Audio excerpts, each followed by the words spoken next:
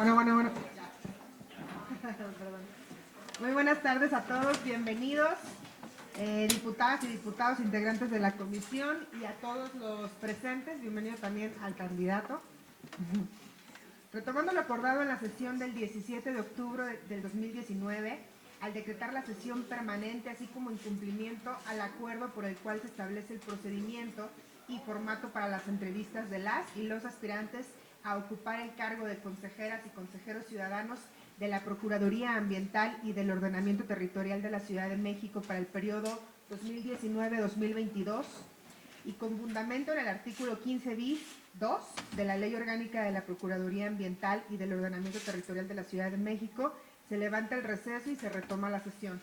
A efecto de realizar las entrevistas a cada una de las y los aspirantes registrados en el proceso de elección de las y los aspirantes a ocupar el cargo de consejeras y consejeros ciudadanos de la Procuraduría Ambiental y del Ordenamiento Territorial de la Ciudad de México para el periodo 2019-2022. Para tal efecto, le solicito al diputado secretario se sirva a dar lectura al apartado tercero y cuarto del acuerdo, en donde se establece el procedimiento y formato para las entrevistas de las y los aspirantes, así como anotar los nombres de las y los diputados que intervendrán en la formulación de las preguntas, por favor. Buenas tardes, diputadas y diputados. Apartado tercero, una vez citadas las y los aspirantes, las Comisiones Unidas de Preservación del Medio Ambiente, Cambio Climático, Protección Ecológica y Animal y Desarrollo de Infraestructura Urbana y Vivienda elaborarán un calendario dentro de las 48 horas siguientes para realizar las entrevistas a cada una de las y los ciudadanos propuestos de forma individual, las cuales serán asignadas y agendadas conforme al orden de ingreso de la documentación de cada aspirante, en las instalaciones del Congreso de la Ciudad de México, ubicadas en la colonia Centro Histórico de la demarcación de la Alcaldía de Cuauhtémoc. Apartado cuarto. Las intervenciones de las diputadas y los diputados presentes se desahogarán conforme a lo siguiente. Primero, se procederá a llamar al primer aspirante a efecto de que desahogue la entrevista efectiva. Al término, se llamará al segundo aspirante y sucesivamente a los demás hasta concluir. Segundo, los aspirantes contarán con 10 minutos para exponer sus motivos de designación o ratificación ante los diputados integrantes de las Comisiones Unidas. Tercero, posteriormente, los diputados presentes formularán hasta por 3 minutos los cuestionamientos correspondientes en una ronda de preguntas conforme al siguiente orden. Primero, Asociación Política Encuentro Social. Segundo, Partido Verde Ecologista de México. Tercero, Partido Revolución Institucional. Cuarto, Partido del Trabajo. Quinto, Partido de la Revolución Democrática. Sexto, Acción Nacional. Y finalmente, Morena. Cuarto, concluida la ronda de preguntas, el aspirante contará con un término de 5 minutos para atender las dudas o planteamientos expuestos por las y los diputados. Al término del anterior, se agradecerá la persistencia del aspirante y se procederá con el siguiente aspirante hasta concluir las entrevistas. Las intervenciones de las y los diputados presentes deberán ajustarse única y exclusivamente al objeto de la materia de la reunión. Cumplida su instrucción, presidente. Muchas gracias, diputado secretario. En cumplimiento de lo expuesto, se procede a llamar al primer aspirante a efecto de que se desahogue la entrevista respectiva, por lo que pediría a la secretaria técnica que por favor vamos a comenzar con la entrevista del doctor Raúl Fidel Sánchez Hernández. Bienvenido, doctor. Para que empiece a dar su exposición, de conformidad con el acuerdo mencionado, se le conceden hasta 10 minutos. Adelante. Bueno, ¿se escucha? Bueno, antes que nada, muy buenas tardes a todos, diputadas, diputados. Gracias por esta oportunidad y por su tiempo aquí. Gracias.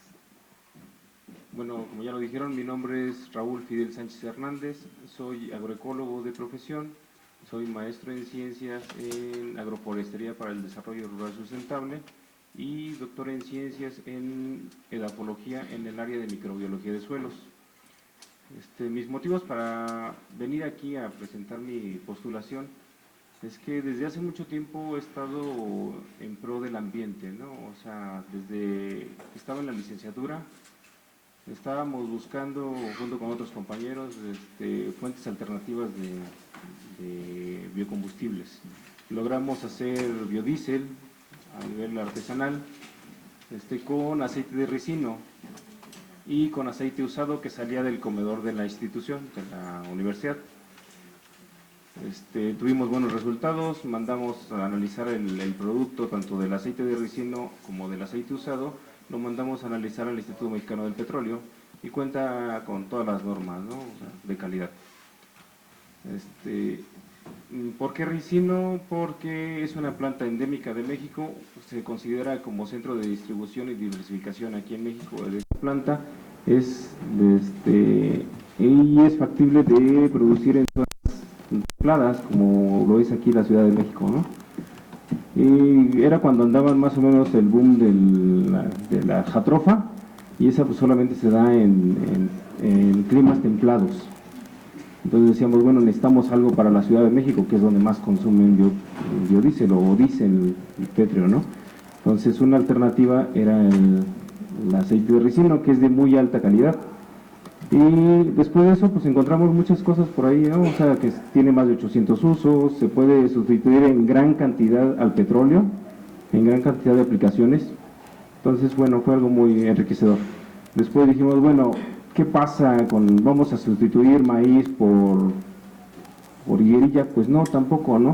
Entonces fue motivo de mi siguiente investigación. En el caso de la maestría dijimos, bueno, vamos a diseñar un sistema agroforestal que pueda contener granos básicos y lo que es la milpa tradicional, maíz, calabaza, forrajes, porque al final de cuentas necesitamos producir carne, proteína animal. Y diseñamos un sistema agroforestal en donde van intercalados el maíz, el frijol, la calabaza y la higuerilla. Este sistema no es nuevo, en Oaxaca, en valles centrales ya lo usan desde hace más de 150 años. Entonces nada más lo que hicimos fue mejorar y cuantificar estos casos, ¿no? Después, ya tenemos el sistema, pero ¿qué pasa después con la fertilidad, ¿no? Porque tenemos el problema de que la fertilidad de suelos en toda la República Mexicana está muy por debajo de lo óptimo.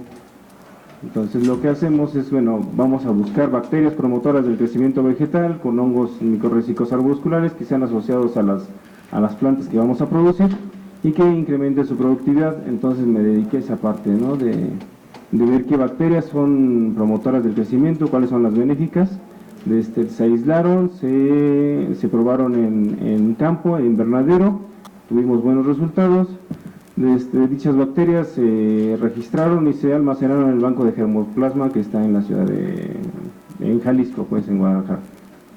Entonces, hemos estado así como que trabajando dentro del ambiente, ¿no? Siempre buscando así como que, ¿qué podemos hacer? Y algo que pueda llegar a la gente, o sea, porque al final de cuentas no podemos separar la parte social con la parte económica y la parte ambiental. O sea, si estamos mal económicamente, pues la gente no va a cuidar el ambiente. Entonces necesitamos darle algo más, algo que le funcione, algo que los incentiva a producir más. Entonces después, viene esta convocatoria y digo, podemos hacer algo más desde la Procuraduría Ambiental y de Ordenamiento Territorial de la Ciudad de México. ¿Cómo? Tengo muchas propuestas en mente. Sabemos que la Ciudad de México aproximadamente el 50% es área rural, que mucha gente desconoce, y sin embargo, produce mucho y tiene el potencial para producir aún más. Durante mi servicio social estuve trabajando con una asociación de productores en la Magdalena Contreras, que son productores orgánicos y están en el suelo de conservación de la Ciudad de México. Y ellos me decían, pues es que sí estamos produciendo, pero la verdad no tenemos apoyo. O sea, sí, luego a veces vienen las brigadas a ayudarnos a limpiar el jitomate, ¿no? Pero pues hasta ahí. Ese es todo el apoyo que hemos tenido por parte del gobierno, por decir así. Entonces digo, vamos a intensificar más eso, ¿no?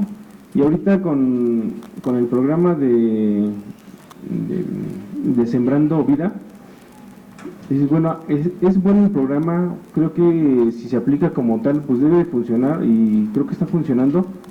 El detalle es que creo que se cerró nada más la visión a un sistema agroforestal en particular. Y en México tenemos más de 30 sistemas agroforestales que son muy productivos, tanto en climas tropicales como en climas templados. Un ejemplo de ellos pues son las chinampas aquí en la Ciudad de México, ¿no? Ya es ancestral y aún así todavía tienen una fertilidad muy buena y aún se pueden mejorar. Tienen un grave problema de deforestación que se puede resolver. Y bueno,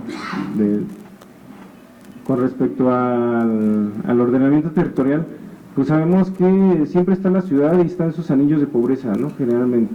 Y dentro de esos anillos de pobreza, pues encontramos a las zonas periurbanas, en donde los asentamientos irregulares se dan con mucha frecuencia. Obviamente, pues ese es un caso que tenemos que atender. Dentro de la normatividad que ya tiene la Ciudad de México, pionera en este caso, en la República Mexicana, tiene muchas acciones que son buenas, que si se aplican adecuadamente, yo creo que deben dar los resultados esperados y más. ¿Por qué? Porque la gente aquí en México es muy trabajadora. Entonces, si se les dan las herramientas, se les dan los conocimientos y todo el apoyo, yo creo que ellos salen adelante muy fácilmente. Y con eso vamos a mejorar lo que es el ambiente, vamos a mejorar lo que es el desarrollo social, incluyendo la delincuencia, porque ya van a tener fuentes de trabajo, fuentes de empleo y van a estar más ocupados en cosas positivas. Entonces, bueno, no sé ahorita qué se me pasó.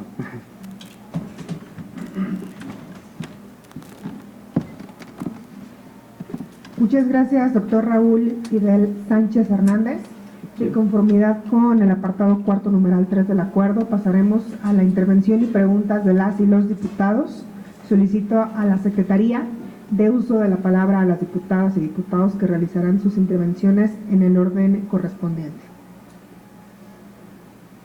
Por instrucciones de la Presidencia, siguiendo el orden de intervenciones de los grupos y asociaciones parlamentarias, tiene el uso de la palabra hasta por 3 minutos su servidor. Muy buenas tardes, bienvenido. Gracias. Básicamente, dos preguntas. Una un poco enfocado al suelo de conservación, que me parece que es más como tu especialidad. ¿Cómo crees que podrías aportar a partir de la PAOT para, primero, poder defender el suelo de conservación, que ha sido muy afectado por el crecimiento de la mancha urbana? ¿Y cómo se podría generar una preservación ambiental de todas las zonas boscosas que, pues, poco a poco vamos viendo cómo pierden masa forestal, ¿no? En las tierras comunales, constantemente está viendo, año con año se va viendo cómo desaparece tanto en la Marquesa como en la zona sur de la ciudad la masa forestal.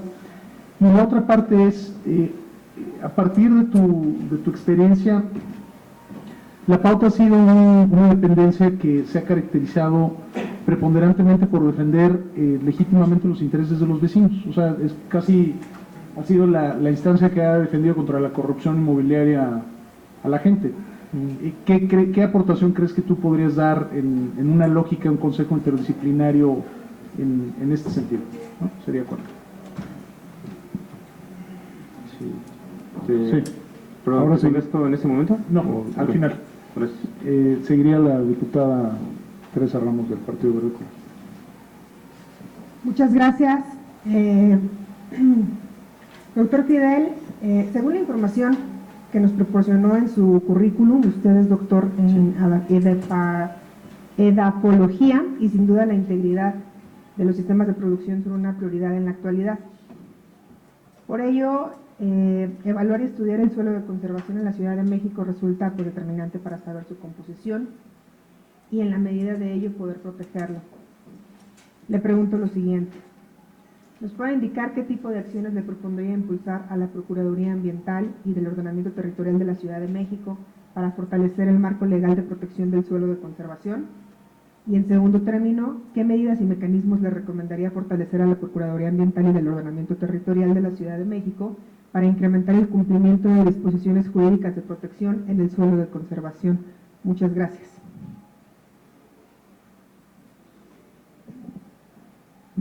Continuaría la diputada Gabriela Salido de Acción Nacional. Muchas gracias, diputado. Bienvenido, doctor. Yo, retomando un poco el planteamiento de la diputada Teresa, le preguntaría, efectivamente, de acuerdo a las facultades que hoy cuenta la Procuraduría, ¿cuáles son, desde su muy particular punto de vista, los alcances y lo que debería de modificarse en cuanto al suelo de conservación? Y también para entender un poco su óptica, ¿cuál es el alcance que usted ve del ordenamiento territorial, del planteamiento de ordenamiento territorial que hoy maneja la Procuraduría? Continuaría el diputado Fuentes por parte de Morena. Gracias.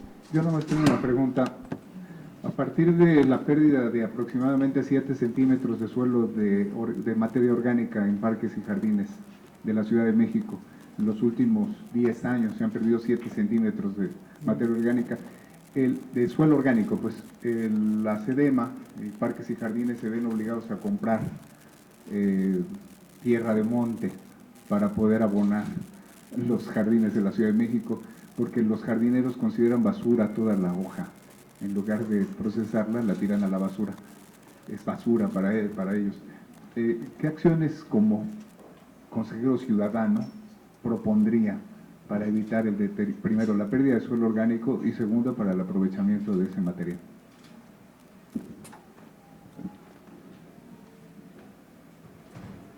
Ahora correspondería hasta un periodo de 5 minutos para poder responder estas preguntas.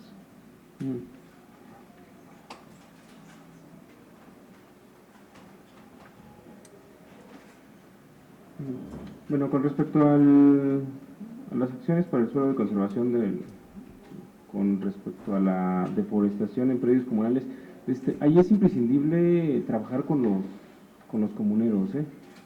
Ellos tienen su idiosincrasia, su forma de trabajar, pero siempre están abiertos, a veces medio recios, a nuevas propuestas, sobre todo cuando se les explica el porqué de las cosas. Yo les comentaba, yo trabajé con productores de ahí del suelo de conservación, y ellos me decían, es que luego vienen a decirnos cosas que no nos podemos aplicar aquí. O sea, traen tecnología de fuera que aquí no se puede aplicar porque está muy frío, o porque no tenemos la tecnología adecuada. Entonces, necesitamos aplicar técnicas que estén basadas en lo que ellos tienen, en lo que ellos conocen, y en base a eso, pues, dar propuestas. Con respecto a la deforestación, pues obviamente se tiene que reforestar, pero no se tiene que reforestar solamente con pinos. O sea, hay muchas especies endémicas que están adaptadas a la zona, entonces se tiene que reforestar con esas especies. Dichas especies deben estar inoculadas con hongos micorrízicos porque son indispensables para que esas especies prosperen.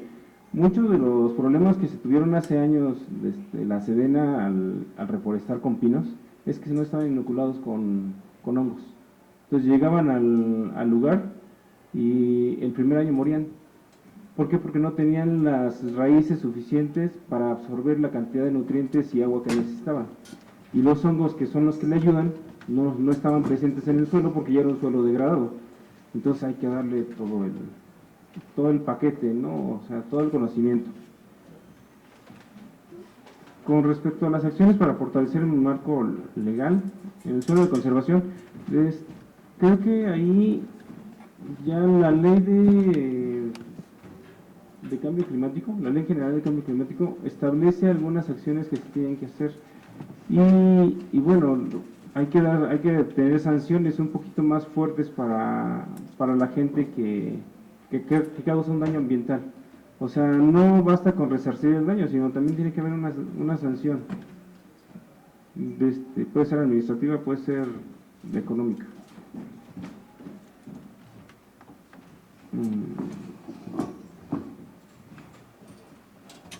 Con respecto a los alcances y modificaciones al suelo de conservación,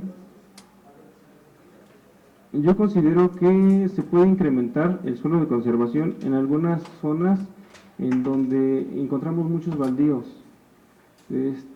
Hay muchas experiencias en donde estas zonas son recuperadas y, por ejemplo, en Cuba tienen agricultura urbana, en donde producen muchos alimentos que se venden ahí en la misma comunidad de forma orgánica.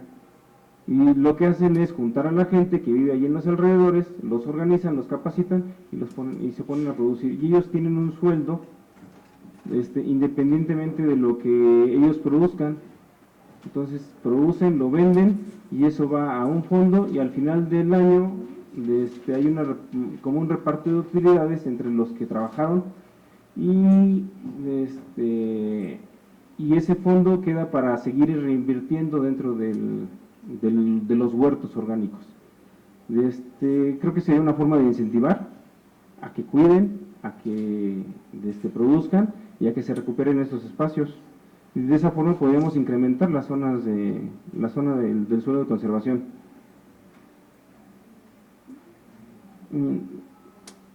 Comentaba que se pierden 7 centímetros de suelo en los jardines.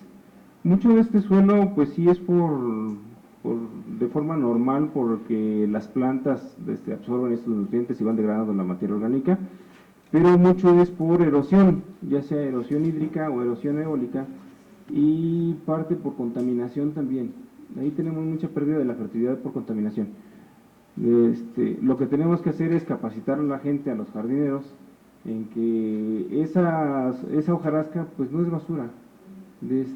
Hay una forma de compostear in situ que es muy sencilla, en donde se abren unas zanjas y ahí se va acumulando la materia orgánica en forma de capas, y esto se va descomponiendo en la parte inferior y es la que va suministrando nutrientes a las plantas que están al lado. Entonces es una forma muy sencilla que se podría emplear en zonas como camellones o como jardineras o parques. Disculpe, Sí. el tiempo se agotó, Ok. pero le agradezco por sus respuestas. Qué amable. Concluimos la entrevista del primer aspirante, Rubén Fidel Sánchez Hernández. Le damos las gracias. Raúl, perdón. Ok, Raúl, perdón. Y entonces,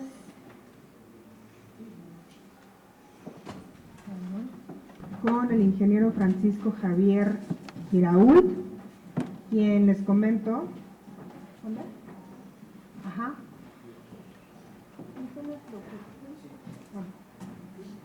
¿Dónde? Bueno, pasaremos entonces a entrevistar al maestro Franco Lamoglia Ordiales. ¿Se encuentra presente? Sí. Perfecto. Sí.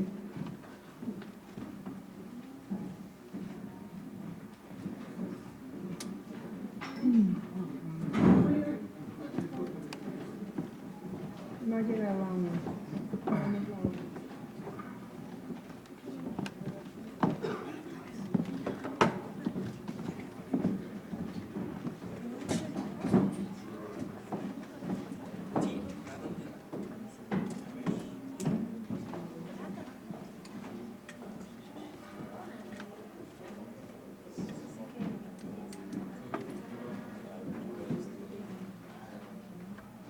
Buenas tardes, ingeniero Francisco. Le damos la más cordial bienvenida para que empiece su exposición. Sí. Tiene usted 10 minutos de acuerdo al acuerdo que firmamos. Adelante. Muchas gracias. Bienvenido. Bueno, pues antes que nada un agradecimiento a todos los diputados por su presencia y por el haberme dado la oportunidad de participar. Yo soy abogado, maestro en ciencias. Tengo una carrera especializada en sector ambiental. He sido consultor del gobierno, de privados y de comunidades y pueblos indígenas y ejidos y comunidades agrarias en materia de cambio climático, desarrollo urbano, desarrollo ambiental, aguas, energía, forestal y otras cuestiones. La razón por la cual postulé nuevamente mi candidatura es por el trabajo que venimos haciendo con la FAO desde la administración pasada, y pues básicamente lo que puedo yo traer a la mesa es, la intención por la que lo hago es continuar estos trabajos, ¿no? Se hicieron unos trabajos muy interesantes en materia de regularización de la propiedad, en algunas cuestiones de litigio, en empoderamiento a la PAOT para algunas cuestiones, y nosotros participamos en todo esto, ¿no? La verdad creo que la situación actual de México, de la Ciudad de México como un territorio, es una dinámica urbana tremenda, donde como ustedes ya lo reconocieron, ha habido pues ilegalidades, ha habido cuestiones sociales que son imposibles de desatender. Tenemos problemas en agua, tenemos problemas en luz, es una de las urbes más grandes del mundo, donde la planeación, el desarrollo urbano están impedidos en algunas cosas, hay impedimentos legales, impedimentos administrativos, impedimentos políticos, impedimentos presupuestales, pero lo que nosotros tratamos de hacer en la PAOT es superar esos impedimentos y lograr que al menos los ciudadanos se vean defendidos en sus derechos al medio ambiente y al ordenamiento territorial, ¿no?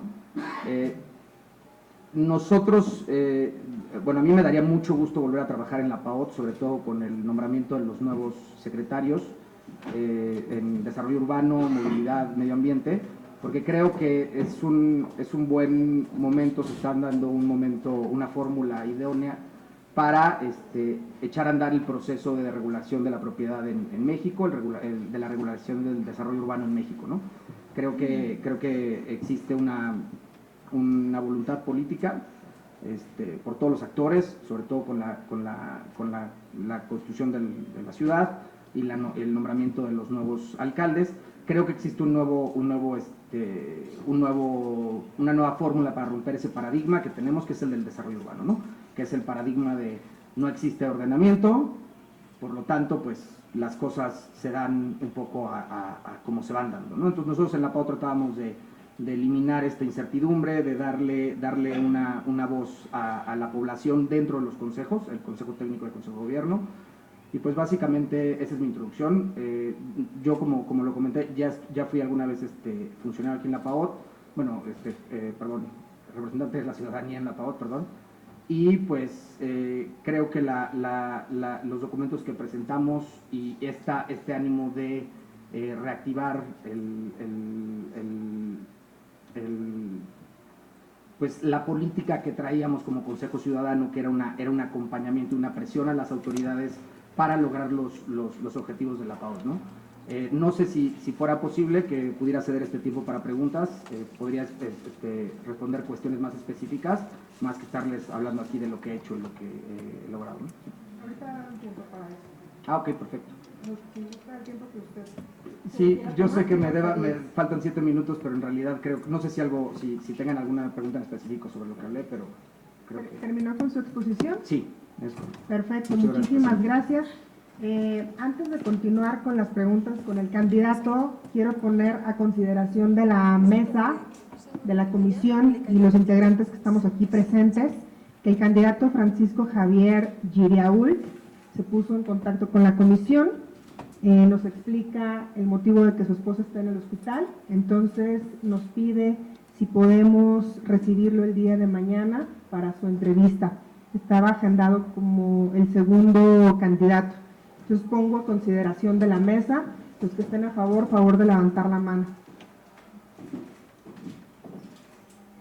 Se aprueba por unanimidad y queda entonces que lo recibimos el día de mañana para su respectiva entrevista. Continuamos con... Sí. Al finalizar las entrevistas ya programadas del día de mañana.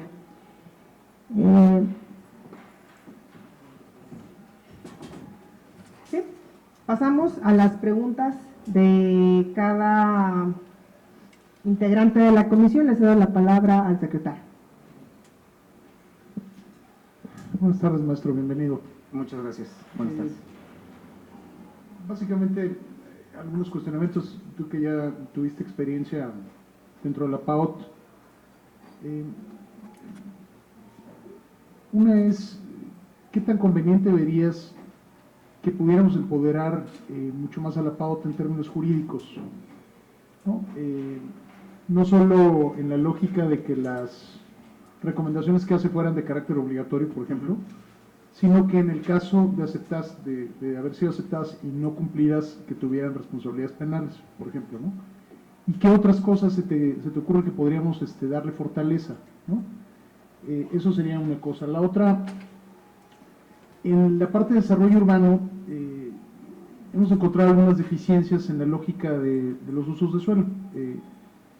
El día de hoy comentábamos unas en la Comisión de Desarrollo Urbano. Te pongo un ejemplo: el potencial de construcción de un predio no coincide con el potencial de vivienda. Hubo una modificación en la que rompieron el equilibrio entre los metros cuadrados que se pueden construir con el del número de viviendas. Entonces, eso provoca que los predios los venden por el potencial de metros cuadrados, pero pues, lo que tú puedes construir pues, a veces no llega ni a la tercera parte. Y esto conlleva a un incremento de aproximadamente el 50% en el valor de venta del metro cuadrado. Es decir, por un ejemplo, si uno en la colonia de San Rafael quiere comprar un departamento, le cuesta aproximadamente 40,000 pesos metro cuadrado, cuando por este error que se cometió para bajar la densidad de construcción, debería costar 20,000 pesos, lo cual provoca una gentrificación, ¿no?, en la ciudad. ¿Qué opinarías tú al respecto específicamente de este tema? ¿Estarías de acuerdo en que se volviera al planteamiento anterior, o qué equilibrio podríamos lograr para hacer la vivienda más accesible, pero tampoco sobresaturar, ¿no?, con el potencial que existía antes las zonas ya consolidadas? ¿Sería cuánto? Muchas gracias.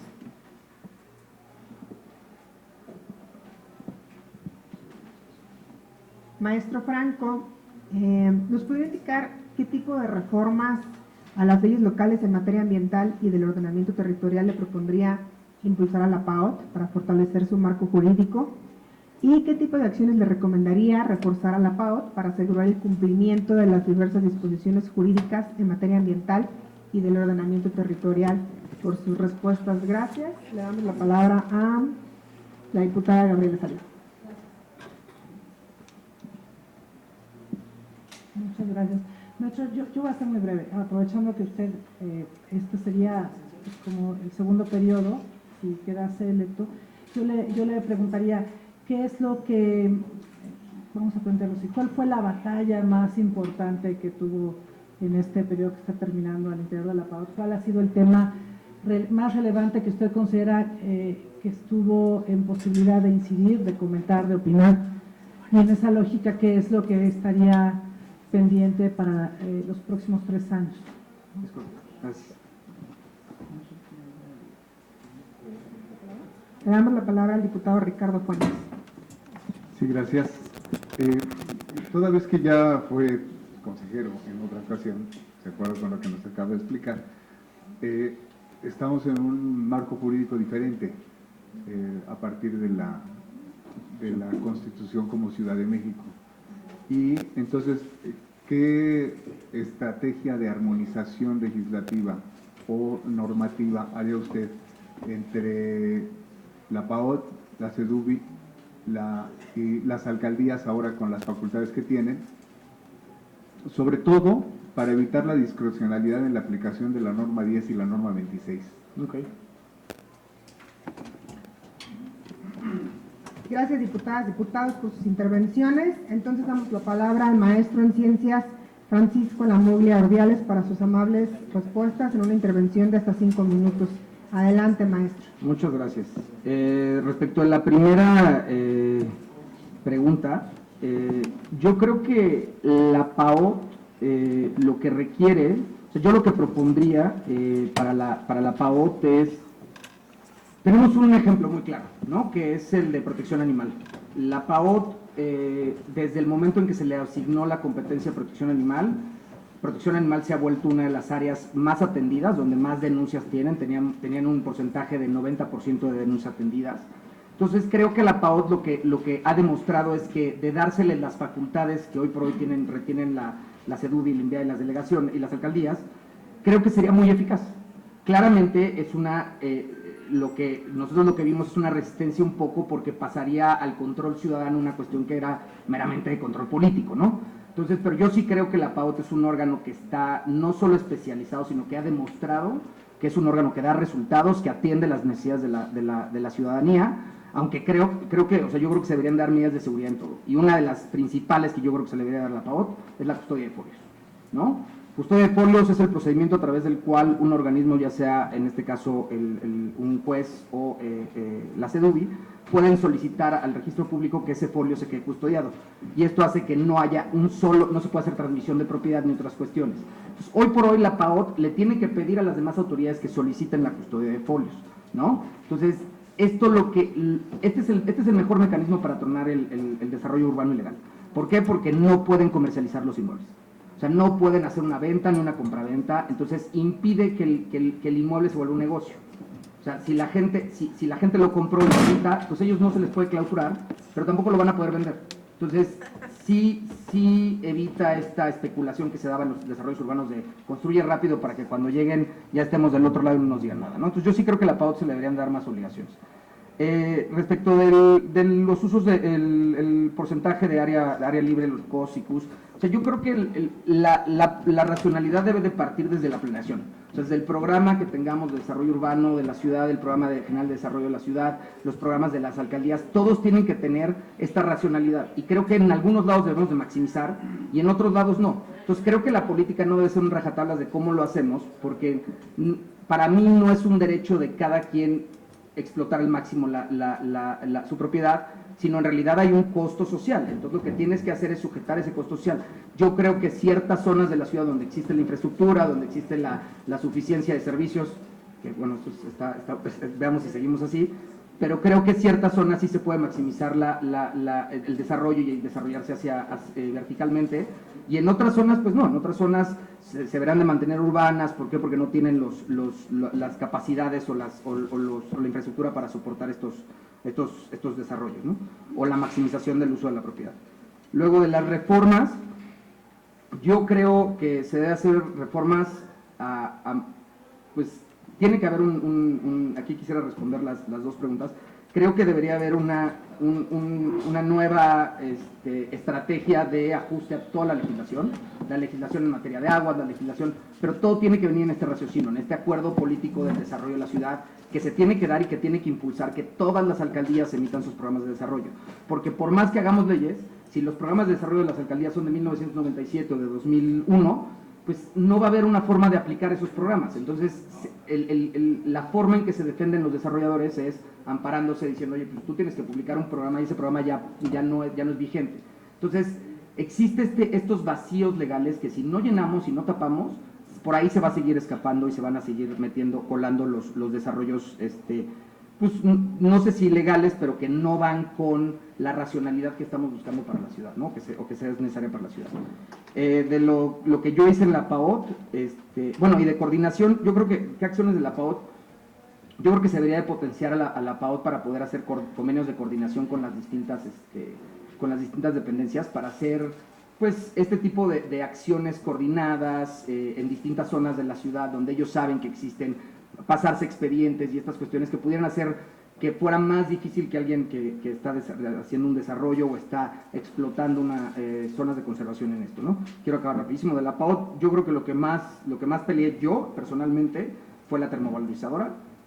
Yo creo que en una ciudad donde tenemos días y días y días de contingencias al año donde no podemos ser, era totalmente insostenible tener una planta quemadora en el mismo valle donde estamos. O sea, si quieren pónganla en Puebla o en otro lado. A mí yo creo que era insostenible y que no era un proyecto con muchos pies ni cabeza. Y también peleamos mucho los de suelo, ¿no? Ahí yo apoyé mucho a la PAOT, al área jurídica, a defender en contra de ciertos proyectos que claramente estaban detenidos. Perdón, creo que ya se me acabó mi tiempo. Pero creo que contesté todo. Me faltó lo de la norma 6 y la 10, pero si quiero ahorita lo comentamos. Le agradecemos sus respuestas. Gracias. Y declaramos, si les parece bien, un receso en lo que da la hora para el siguiente candidato. ¿No ha llegado? Perfecto. Entonces, declaramos un receso. 10 minutos para darnos su exposición. Adelante. Hola, bueno, pues buenas tardes. Agradezco mucho la invitación y lamento el retraso, pero bueno, se adelantó todo y los tráficos de esta ciudad a veces son complicados. Mi intención de repetir en Consejo de PAOT, el Consejo Ciudadano PAOT, es porque creo que estuvimos haciendo un trabajo interesante en materia de ruido. Yo soy investigadora y académica y creo que desde la academia tenemos una responsabilidad social clarísima con los temas que trabajamos e investigamos. Entonces, finalmente, de la manera que participé en este consejo fue a través de pues, mi tema de investigación, que es el ruido. Me he vuelto casi activista ahora en esa materia, además de investigadora en esto. Entonces, siento que represento una parte de la sociedad civil que viene de la academia, que estudia problemáticas urbanas y medioambientales. Soy arquitecta de formación, entonces algo tengo de digamos, de conocimiento en materia de ciudad, en materia de espacio público sobre todo y en materia de usos de suelo y demás. Soy habitante de esta ciudad, entonces por eso me interesa también participar en este consejo y de alguna manera seguir contribuyendo a formular o hacer recomendaciones en materia pues, de ruido y de otras cuestiones. Entonces, mi intención justamente de presentarme es en ese sentido. Creo que de alguna manera ya conozco cómo se trabaja en consejo, creo que es un consejo pues, de parte de la ciudadanía, entonces siempre es interesante conocer otros puntos de vista. No soy abogada, creo que eso, bueno, no sé si es un plus o un contra, nunca sé si es bueno o malo, pero bueno, insisto, conozco bien la ciudad, soy arquitecta, trabajo el espacio público, que creo que justamente es una de las cuestiones que es interesante abordar, y bueno, pues por eso me vuelvo a presentar. Digamos, sé que tengo más tiempo, podría exponer mucho más, podría exponer incluso mi currículum. Estudié el doctorado en Barcelona hace bastantes años ya y trabajé justamente sobre el tema del sonido en las ciudades. Entonces tengo una metodología de cómo se puede caracterizar el sonido en las ciudades y cómo finalmente la legislación europea ha estado más avanzada. Esto es un poco lo que trabajé en la tesis y cómo esto podría ser una buena práctica en materia de contaminación medioambiental y demás en la ciudad. Entonces, en ese sentido, bueno, estos son mis estudios. Trabajo actualmente en la Universidad Iberoamericana, soy profesora de tiempo completo ahí, entonces creo que este vínculo siempre, insisto, entre la academia y en este caso una academia privada, yo diría sui generis porque es una privada, digamos, muy humana, ¿no? O sea, es otro tipo de privada. En la universidad están muy interesados en seguir trabajando cerca de la sociedad civil, entonces, insisto, es como la parte de responsabilidad. Cuento con el tiempo para trabajar para consejos, sé que implica, pues, reuniones, subcomisiones, ir a presentaciones y demás. Entonces, y digamos, en la administración pasada lo que estuvimos trabajando fue justamente hicimos algunos foros en materia de género, algunos foros en sentido de espacio público, algunos foros en materia de ruido.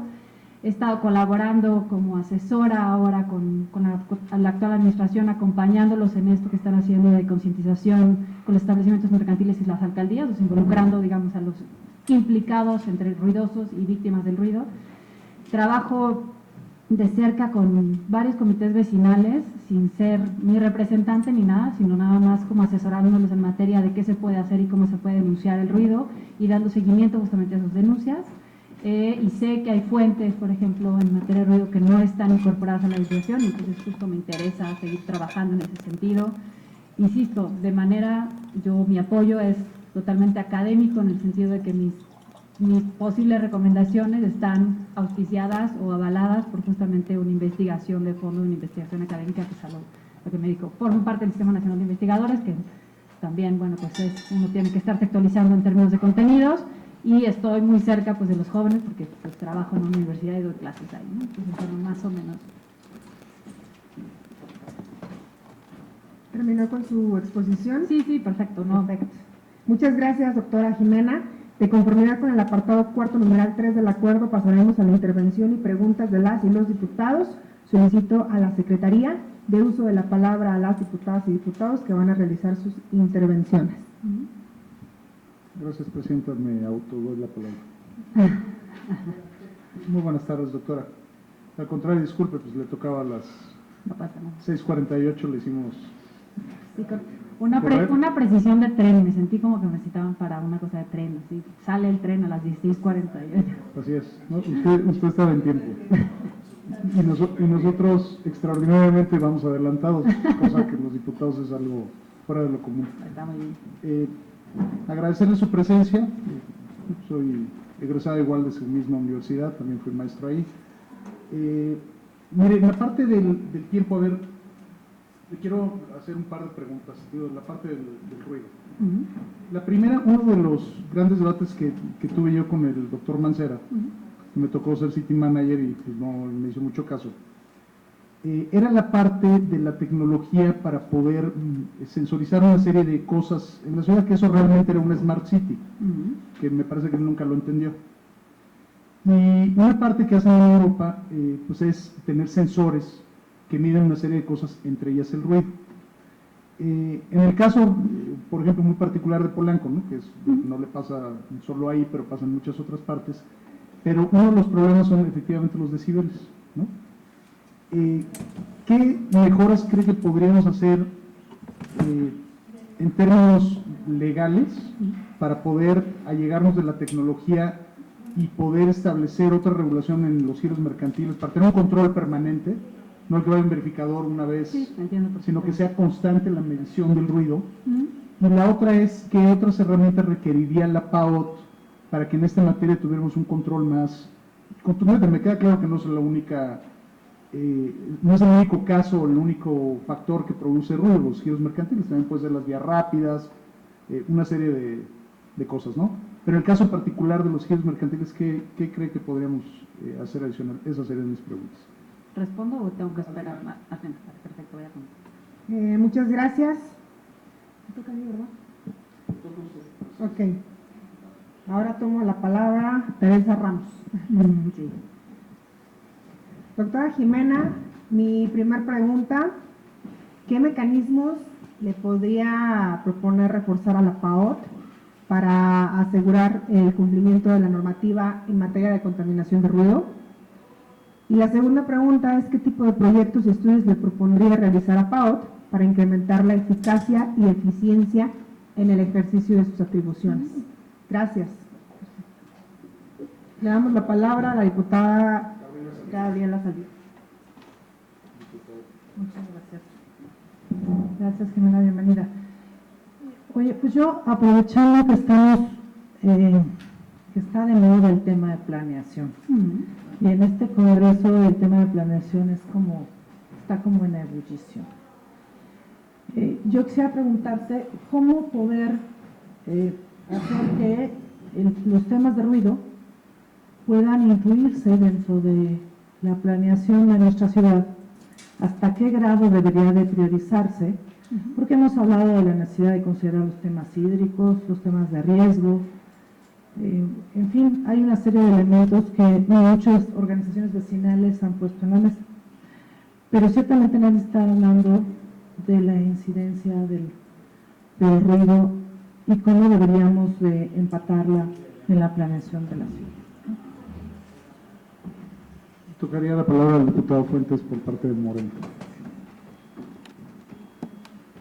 Muchas gracias, pues ahora sí que vamos a hacer mucho ruido con el ruido, porque dado que mencionó al menos 4 veces que es su especialidad, pues a todos nos interesa saber concretamente este asunto. Hay normas oficiales mexicanas y normas concretamente en la Ciudad de México para supuestamente regular o establecer límites en la producción o en la emisión de decibeles. Sin embargo, bueno, como dice el diputado, pues en los establecimientos mercantiles no hay una regulación o no se han establecido los mecanismos de regulación, menos en el espacio público, que es en donde debería también, ¿no? Ahí las personas y ciegos, las personas que tienen ciegos y débiles visuales que tienen sus grupos de música, perdieron la visión y parece que están haciendo el mayor esfuerzo por también demeritar su órgano auditivo. Los volúmenes son estratosféricos. ¿Qué mecanismos? Ya que están las normas, pero ¿cómo al dar cumplimiento a las normas, no? En los bares, inclusive, hay veces que el volumen es muy alto, no se puede platicar. Bueno, en los restaurantes, que a veces se reúne uno para platicar, pues no se puede platicar. Y cuando le pide al mesero que se baje el volumen, pues no, porque el de la mesa de al lado quiere que siga fuerte. ¿Qué hacer entre estos casos? ¿Cómo establecer mecanismos de control?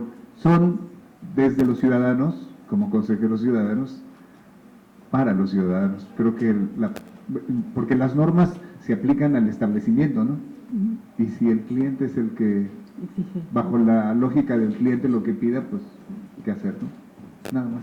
Okay. Bueno, voy a ir contestando, digamos, como en el orden, más o menos, si está bien.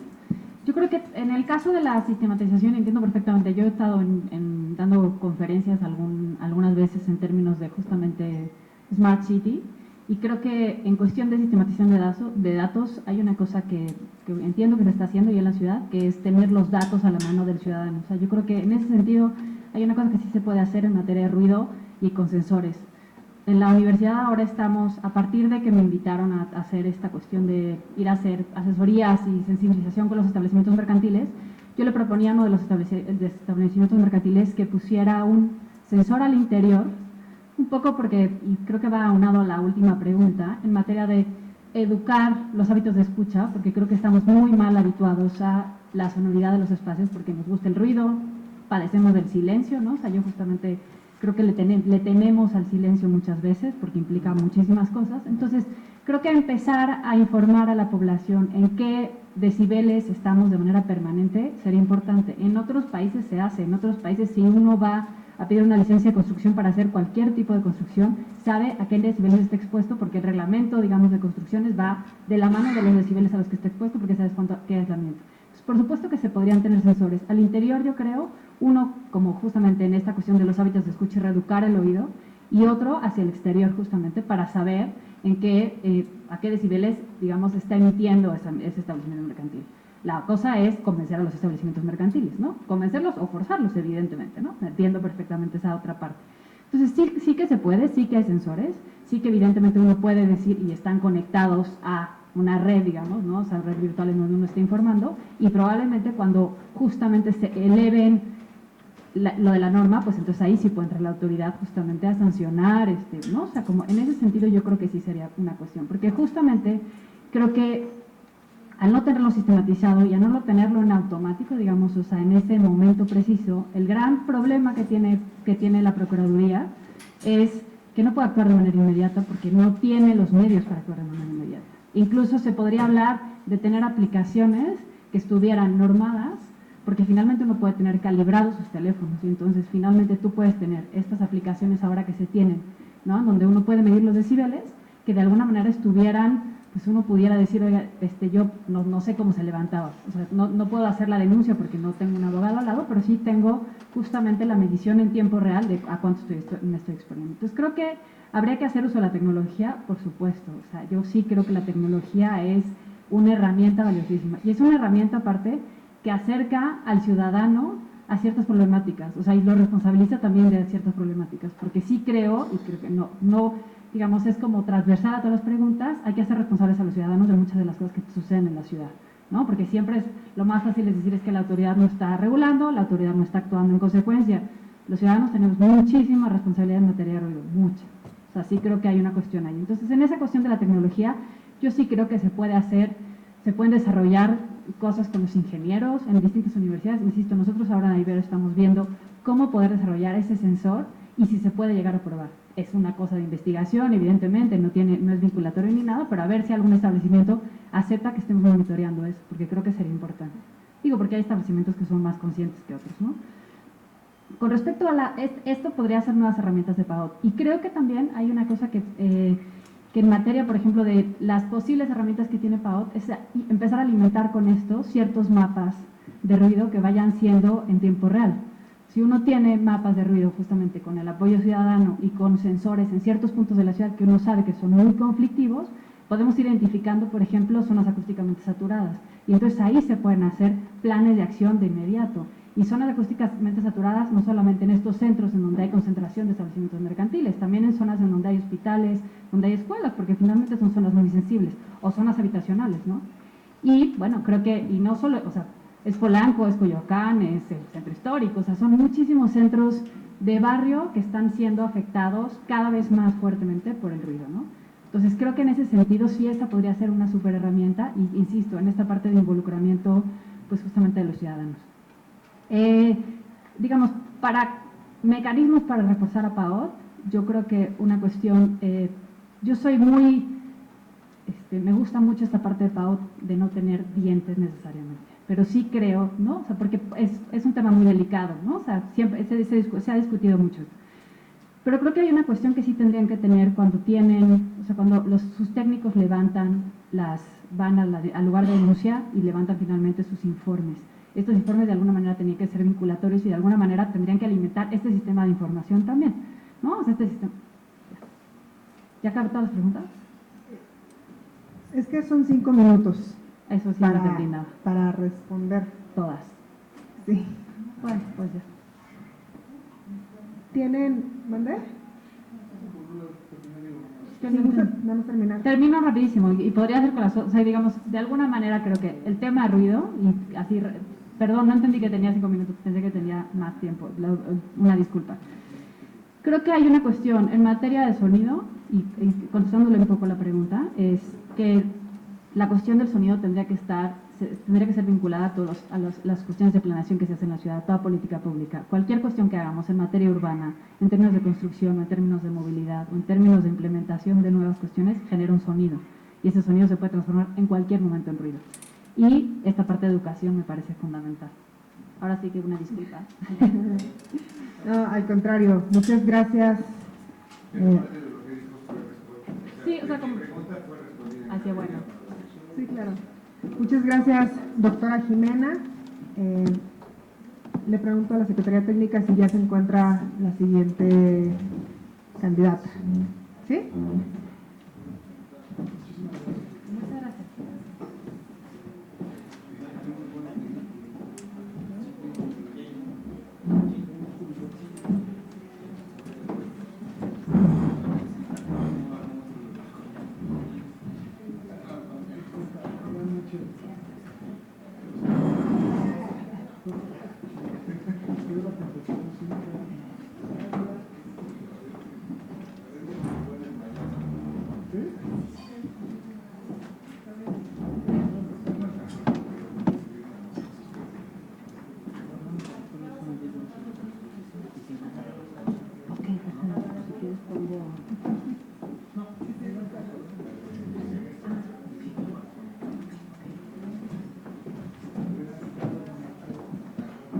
Buenas tardes. Sí. Le damos la bienvenida a la licenciada Esther Cid Morán para que empiece a dar su exposición. Sea usted bienvenida a estas comisiones. Muchas gracias. De conformidad con el acuerdo mencionado, se le concede 10 minutos, por favor. Adelante. Gracias. Bueno, me encantaría formar otra vez parte del Comité Técnico de la Procuraduría Ambiental, ya que siento que fue muy buena la labor que hicimos en conjunto los 3 años anteriores, y esta vez trabajando con la Procuradora Mariana Boy sería una gran oportunidad para mí. Me dedico hace 15 años al rescate de áreas verdes urbanas, donde me doy cuenta de todas las necesidades de las áreas verdes. Me he dedicado durante muchísimos años a hacer un enlace entre el gobierno y los vecinos, rescatando las áreas verdes y tratando de salvar cuantos árboles se puedan. Con ayuda de muchos de los vecinos hemos salvado parques, hemos salvado árboles, hemos rescatado más o menos, yo estoy rescatando ahorita 10 hectáreas de áreas verdes en la delegación Miguel Hidalgo, y ayudé a desarrollar un programa que se llama Adopta un Área Verde. En esta administración del licenciado Víctor Hugo Romo, se llama Contigo en las Áreas Verdes. Es un programa muy exitoso donde se da educación tanto a los vecinos como a la gente que pasa por las áreas verdes, y se recalca la importancia de estas áreas y de que estén bien mantenidas. Las áreas verdes son una parte muy importante de la ciudad, ya que todos los beneficios que traen, además de todos los beneficios ambientales, se ha comprobado durante muchos estudios en muchos países a nivel mundial que disminuyen el crimen también. Si una persona sale a la calle y ve es la teoría de Giuliani de las ventanas rotas, ¿no? Si una persona sale a la calle y ve un tiradero y ve una ciudad espantosa, es más probable que recurra a un crimen que si ve una ciudad bonita. Esto, junto con el tema de la basura, ha sido uno de mis principales temas durante los últimos 15 años de mi vida. Y durante 3 años que estuve con la Procuraduría Ambiental, tuve la oportunidad de denunciar invasiones a las áreas verdes, como por ejemplo en el desierto de los Leones hubo una invasión, está habiendo una invasión todavía, y de no poner un freno vamos a terminar como en el Cerro de la Estrella, ¿no? Porque al rato esta gente va a empezar a exigir agua y luz, y cuando están invadiendo en un uso de suelo forestal. Entonces, mi principal interés es el de las áreas verdes y basura. Estoy también trabajando con una asociación de amigos de México-Israel, donde se han rescatado barrancas y traemos técnicos de Israel a enseñarnos a captar agua de lluvia y darle un uso, hacer pozos en parques públicos, que es un proyecto muy interesante que tiene el gobierno de Israel. Y pues ese es mi interés principal, ¿no? en seguir trabajando y cooperando con la Procuraduría Ambiental. Se hizo un equipo de trabajo importante, de mucha colaboración, y creo que tuvimos buenos resultados. Muchas gracias, Esther. De conformidad con el apartado cuarto, numeral 3 del acuerdo, pasaremos a la intervención y preguntas de las y los diputados. Solicito a la Secretaría del uso de la palabra para sus respectivas intervenciones. Durante 3 minutos habló su servidor por parte de Encuentro Social, Gabriela Salido de Acción Nacional, Teresa Ramos por Verde Ecologista. Perdón, pero me costó trabajo escuchar, perdón. Sí, por 3 minutos hablaré yo, Fernando Boitis, Encuentro Social, después Tere Ramos del Verde Ecologista, Gabriela Salido de Acción Nacional. Y después usted tendrá 5 minutos para contestar las preguntas de todos. ¿Sí? Pues antes que nada, bienvenida. Entiendo que es vecina de nuestra delegación Miguel Hidalgo, Sí. ¿no? En el caso de Gaby, pues creo que los 3, ¿no? Sí. A ver, en la parte de áreas verdes, yo recuerdo en la época que estaba Diana Ponce de Procuradora Ambiental, ella empezó a hacer un trabajo muy importante de georreferenciación de los árboles, ¿no? De la ciudad.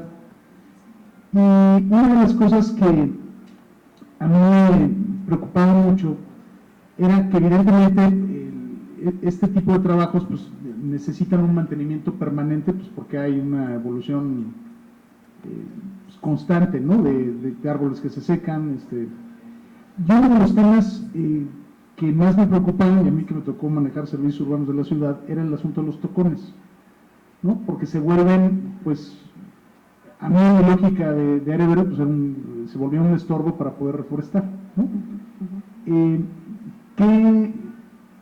¿Qué cree que podríamos mejorar en el caso de la PAOT para que este control que llevan de los árboles pudiera ser mucho más eficiente?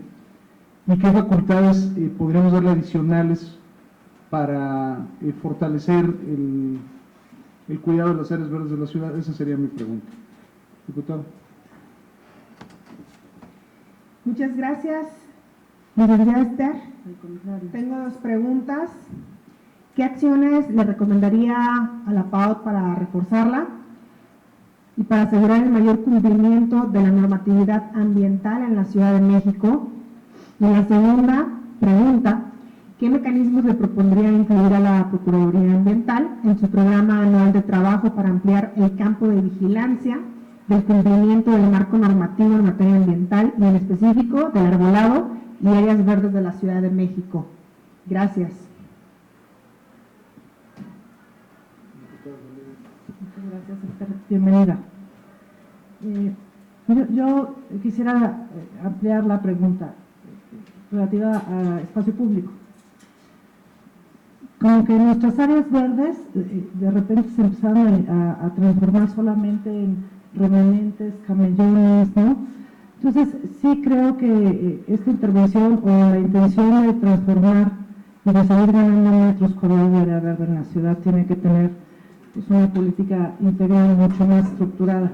Desde tu perspectiva ciudadana, con la experiencia que tú tienes, colaborando actualmente con el alcalde de Miguel Hidalgo, ¿qué es lo que falta? ¿Qué le falta a la alcaldía? ¿Qué le falta a la PAOT? ¿Qué le falta a la ciudad?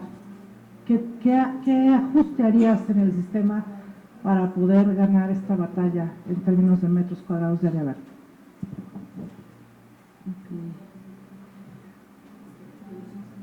Sí, Esther tiene la palabra durante 5 minutos. Okay. Y ahí está para que... Muy importante lo que dice el diputado Fernando. Como en todo, lo más importante es el mantenimiento. Se puede hacer un parque, se puede hacer hasta una dieta. Si no tienes mantenimiento, de nada sirve.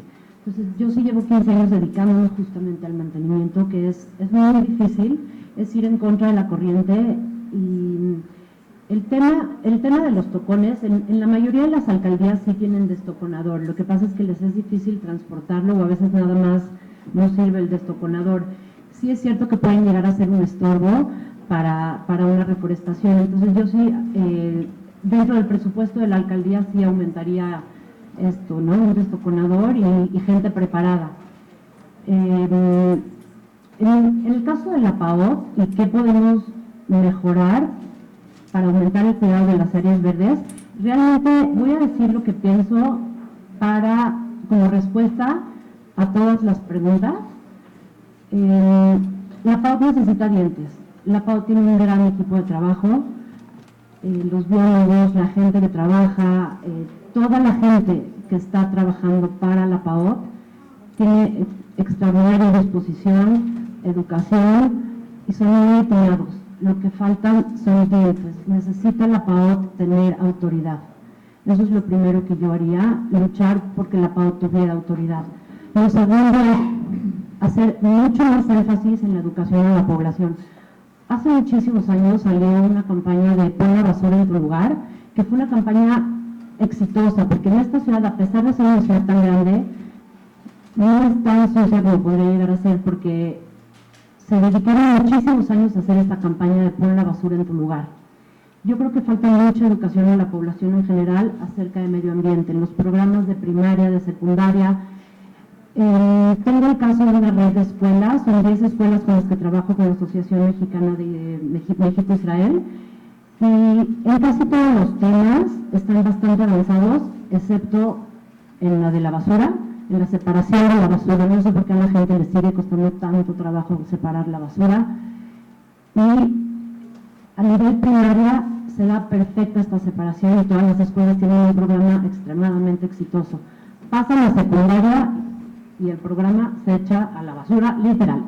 No sé, porque he trabajado con muchos clubes deportivos, pueden poner celdas solares, tienen captación de agua de lluvia, sus albercas se las cambiaron, en vez de cloro tienen otras cosas para cuando se deshagan del agua que no contamine con el cloro. Y con la basura. Es un tema complicadísimo, no, de verdad yo sigo sin poder entender por qué a la gente le cuesta tanto trabajo separar. Entonces yo sugeriría, por ejemplo, en el tema de la basura, que las alcaldías recogieran la basura lunes, orgánico, martes, no sé, como sea, separado, los camiones separados. Y ordenarlo, ¿no? Como en muchos países que no te reciben la basura, sino la separas. Y vuelvo a la pregunta de la diputada Tere, pues reforzar la PAOT. O sea, la PAOT necesita dientes, la PAOT necesita a fuerza tener autoridad. Y me preguntaba la diputada qué le falta a la ciudad o qué se tiene que hacer para ganar terreno. Lo primero es acabar con el cártel inmobiliario. Es una cosa espantosa lo que el cártel inmobiliario quiere abarcar. Y legal e ilegal. Tienen permiso para construcción de 3 pisos y acaban construyendo 6 pisos. Tienen obligación de construir 10 metros de área verde y construyen 0 área verde. Yo creo que se tiene que obligar al cártel inmobiliario a construir área verde y ponerles un freno en serio. En esta ciudad ya no cabemos, o sea, no es broma, ya no cabemos, no tenemos agua. Yo creo que se tiene que también obligar a todo aquel que esté construyendo a hacer un área verde. Hacer espacio para un área verde, ya sea camellón, ya sea un parque, y básicamente educación de la población. Falta mucha educación. En ninguna escuela tienen la materia de medio ambiente, pero en la mayoría de las escuelas no llevan una materia como tal. Entonces yo creo que eso es lo que más le falta a la ciudad, educación.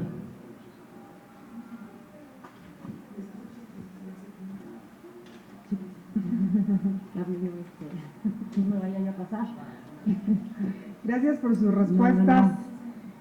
Y bueno, declaramos un receso, que aún falta un rato para que llegue el siguiente aspirante. Es que nos cambiaron el horario. Curiosamente, por primera vez